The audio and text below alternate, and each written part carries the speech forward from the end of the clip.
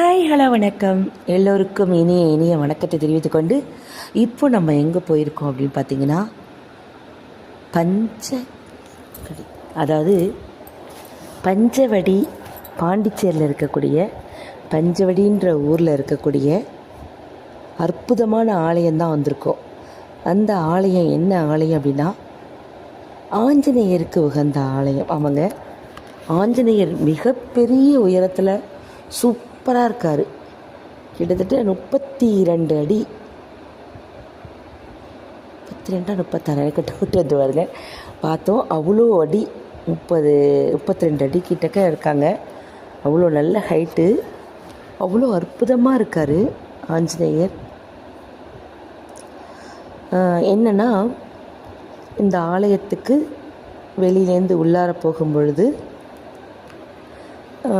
என்ன விற்கிறாங்க அப்படின்னா, எண்ணெய் வாங்கிக்கிறோம் டப்பாவில், அப்புறம் பன்னீர் வாங்கி வச்சுக்கிறோம். ரெண்டையும் வாங்கிக்கணும் கண்டிப்பாக. துளசி மாலை விருப்பப்படுறவங்க அதெல்லாம் வாங்கிக்கலாம், எல்லாம் கொடுக்கலாம் ஆஞ்சநேயருக்கு. ஃபஸ்ட்டு எண்ணெய் வாங்கிட்டு வரோம் பார்த்திங்களா, அந்த எண்ணெயை என்ன பண்ணணுன்னா, உள்ளார நுழையும் பொழுதே அங்கே ஒரு விளக்கு எரிஞ்சிட்ருக்கு. அதில் ஒரு ஆஞ்சநேயர் இருக்கார். அந்த ஆஞ்சநேயருக்கு சின்னதாக குட்டியாக இருக்கார். அந்த ஆஞ்சநேயர் மேலே நம்ம நெய் தீபம், அதாவது நெய்யோ நல்லெண்ணெயோ ஏதோ ஒன்று அந்த ஆஞ்சநேயருக்கு அப்படியே ஊற்றலாம். சூப்பராக நெய் ஊற்றினா ரொம்ப நல்லது. அப்படியே ஊற்றினோம்னா அப்படியே அந்த ஆஞ்சநேயர் வழியாக உள்ளார போய் தீபம் எரியுது. அவ்வளோ அருமையாக இருக்குது, சூப்பராக இருக்குது. ஓகேவா? ஃபஸ்ட்டு அங்கே நம்ம தீபத்தை ஏற்றுற மாதிரி ஏற்றிட்டு, அது எரிஞ்சிக்கிட்டு இருக்கிறதுக்கு நம்மளை ஊற்றுறது அங்கே போகும். ஓகேவா? நேராக உள்ளார போகிறோம், ஆஞ்சநேயரை அப்படியே கும்பிடுறோம். பெரிய ஆஞ்சநேயர் சூப்பராக இருக்கார். அந்த ஆஞ்சநேயருக்கு முன்னாடி என்னென்னா, ஒரு பெரிய கல் ஒரு தொட்டியில் இருக்குது. அதில் பைசா போடணும், சில்லறை காசு போட சொல்கிறாங்க. ஏன்னா அது அத்தனை வெயிட்டையும் கல் தண்ணியில் மிதக்குது. ஸோ எவ்வளோ பியூட்டிஃபுல் பாருங்களேன், கல் தண்ணியில் மிதக்கிற ஒரு அற்புதமான ஒரு காட்சியை நம்ம காணலாம். ரொம்ப சிறப்பாக இருக்குது. அவ்வளோ அழகாக அட்டகாசமான அந்த ஒரு கல் எங்கேயாவது மிதந்து பார்த்துருக்கீங்களா? ஏன்னா அந்த இடத்துல அது அவ்வளோ ஒரு சிறப்பு. ஓகேவா? அதை அங்கே பார்த்துட்டு அதுக்கு பைசா போட்டுட்டு ஆஞ்சநேயரை வணங்கிட்டு வெளியில் வந்தோன்னா ஒரு இடத்துல துளசி மாலை வச்சுருக்காங்க. நம்ம தேவையான துளசியை எடுத்து வாயில் போட்டுட்டு பையிலையும் கொஞ்சம் எடுத்துகிட்டு வீட்டுக்கு வரலாம். ஓகேவா? பார்த்துட்டோம். அடுத்து இப்படி சைடு வழியாக போக சொல்லுவார் ஐயர். என்னென்னா, ராமரோட அழகாக ராமர் காட்சி கொடுப்பார். ராமரை பார்த்துட்டு ராமர் சீதாதேவியோட நம்ம கும்பிட்டுட்டு அங்கேயும் ஆசீர்வாதம் வாங்கிட்டு, அடுத்தது பக்கத்தில் விநாயகர் இருக்கார், அவரையும் கும்பிட்டுட்டு அப்படியே போனோம்னா ஆஞ்சநேயர் இருக்கார். ஆஞ்சநேயர் தப்பாக சொல்லிட்டேன், வெங்கடாஜலபதி இருக்காங்க. ஓகேவா? வெங்கடாஜலபதி இருக்கார். ஃபஸ்ட்டு ஒரு ஸ்க்ரீன் மாதிரி அதில் நீட்டாக வச்சுருக்காங்க.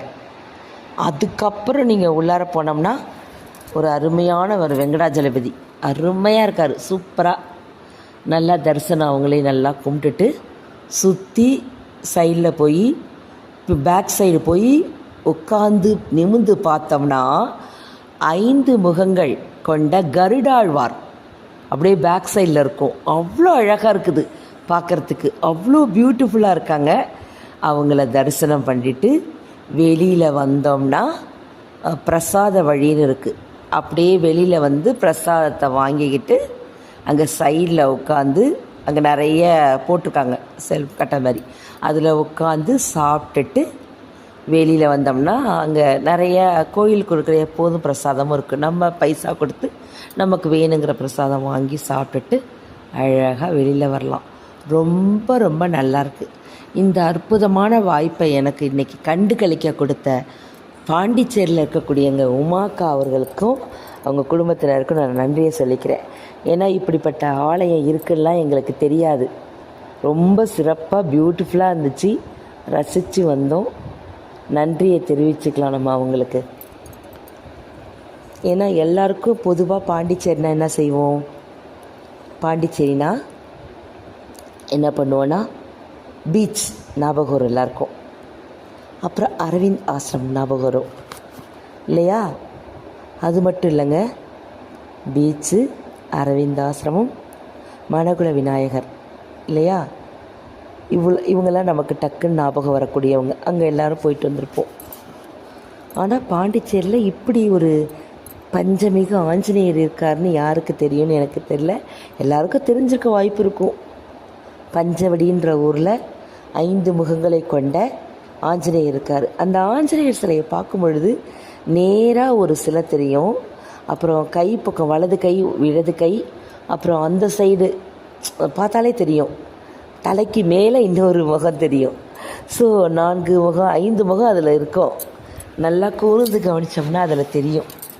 ஒரு அற்புதமான 5 முகம் கொண்ட ஆஞ்சநேயர் அவர்களை நம்ம அழகாக சிறப்பாக தரிசிக்கலாம். அவ்வளோ நல்லாயிருக்கு. ஃபஸ்ட்டு ஆஞ்சநேயர் தரிசனம் பண்ணும்பொழுது பார்த்திங்கன்னா, அந்த நெய்யோ எண்ணெயோ ஊற்றுறோம் இல்லையா, ஆஞ்சநேயர் மேலேயே நம்மளே அபிஷேகம் பண்ணுற மாதிரி இருக்குது பாருங்கள். எவ்வளோ சிறப்பு இல்லையா? அதுக்கு பக்கத்துலேயே பார்த்திங்கன்னா கீழே வந்து தியானம் அறை, தியானம் பண்ணலாம் அப்படின்னு போட்டிருப்பாங்க. அமைதியாக உட்காந்து தரையில் அப்படியே உட்காந்து ஆஞ்சநேயரை வேண்டிக்கிட்டு நமக்கு என்னென்னலாம் நல்லது நடக்கணும் அப்படின்னு நம்ம வேண்டிக்கிட்டு அப்படியே வரலாம். ஓகேவா? அழகாக வச்சுருக்காங்க அந்த மாதிரி. அப்புறம் பார்த்திங்கன்னா உள்ளுக்குள்ளே போயிட்டுருக்கோம் இல்லையா, இன்னொரு இடம் என்னென்னா, அந்த இதில் பன்னீர் ஊற்றணும். ரொம்ப நல்லா இருந்துச்சு.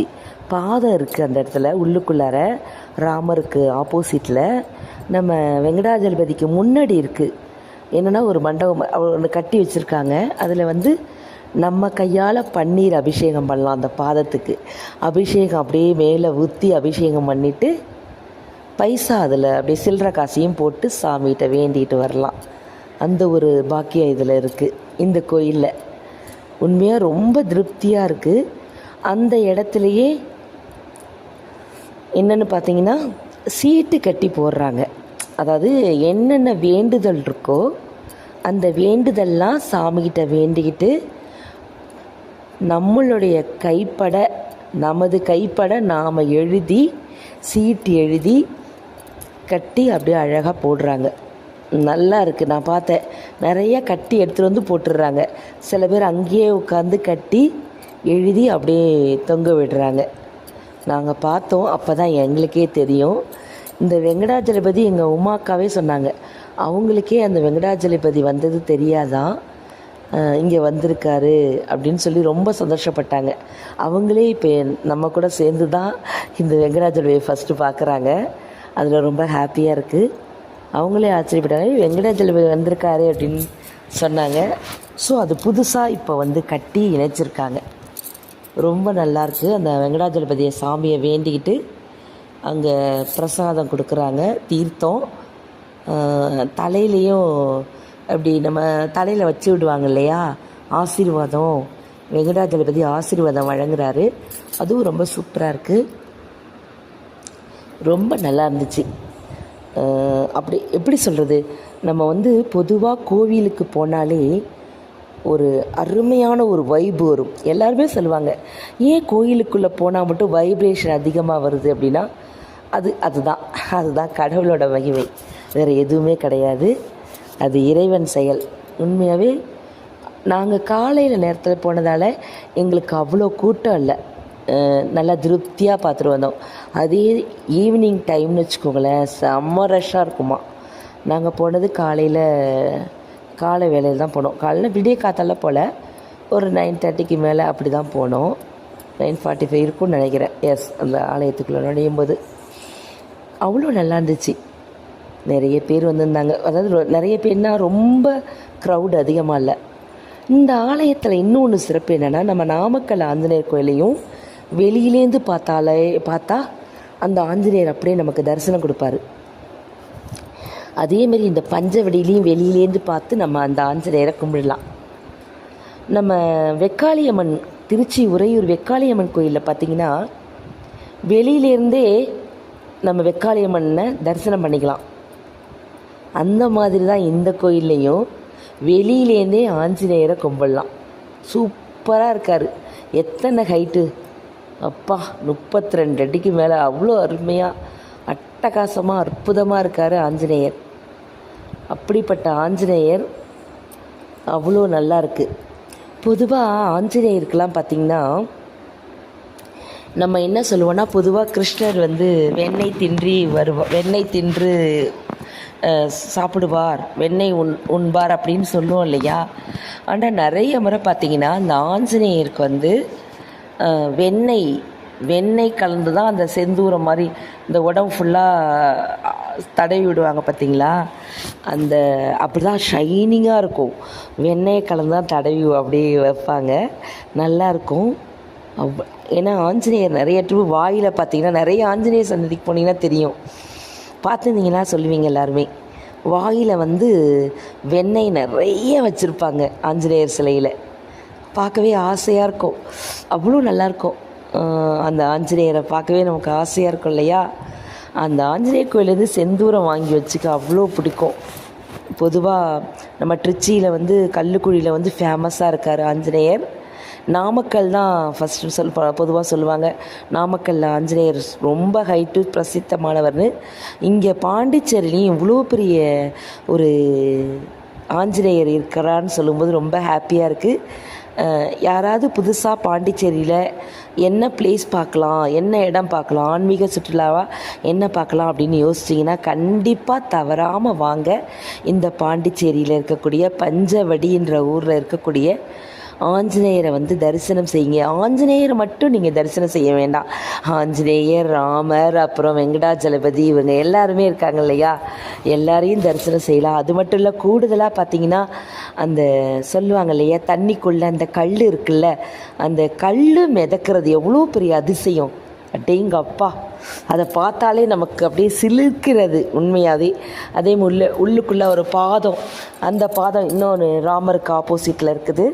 அந்த ராமருக்கு நம்ம பன்னீரில் நம்ம அபிஷேகம் அப்படியே பண்ணலாம், ஊற்றிட்டு பைசா போடலாம். அதே மாதிரி நம்ம உள்ளார நுழையும் போதே என்ட்ரன்ஸ்லேயே ஒரு குட்டி ஆஞ்சநேயர் இருக்கார், சிலை வச்சுருக்காங்க. அந்த சிலையில் நம்ம நெய்யோ எண்ணெயோ ஊற்றுனா அப்படியே மனசு அப்படி ஒரு ஃபஸ்ட்டு உள்ளார நுழைஞ்சு அதில் ஊற்றும் போதே அப்படி ஒரு நான் கிரகிச்சு போயிட்டேன். என்னன்னு கேட்குறீங்களா? என்னென்னா நம்ம கையால் ஆஞ்சநேயருக்கு அபிஷேகம் பண்ணுற மாதிரி அப்படி ஒரு ஃபீலிங், மன நிறைவு. அந்த அபிஷேகம் போய் அந்த தீபமாக எரியுதே, அது எவ்வளோ பெரிய பாக்கியம். உங்களுக்கும் அந்த மாதிரி பாக்கியம் வேணுமா? இந்த வீடியோ யார் ஃபுல்லாக பார்த்துட்டு வரீங்களோ கண்டிப்பாக நீங்கள் எல்லோரும் பாண்டிச்சேரி வாங்க, அட்டகாசமான அற்புதமான அந்த ஆலயத்துக்கு வாங்க.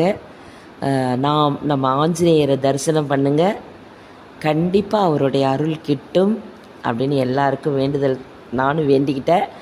அதே மாதிரி என்கிட்ட வேண்டுதல் செய்ய சொல்லி சொன்னாங்க இல்லையா, அன்பு அண்ணி ரெஜி அண்ணி, அவங்களுக்கும் அவங்களுடைய பேர குழந்தைங்க, அவங்களுடைய குடும்பம் எல்லாருக்காகவும் சேர்த்து வேண்டிக்கிட்டேன். அது மட்டும் இல்லை, எங்கள் இல்லத்திற்குள்ள எல்லாருக்கும் வேண்டிக்கிட்டேன். எங்கள் சொந்த பந்தம் அவங்களுக்கு மட்டும்தான் சொல்கிறீங்களா? கிடையாதுங்க, உலகத்தில் இருக்க எல்லாருக்குமே வேண்டிக்கிட்டேன்.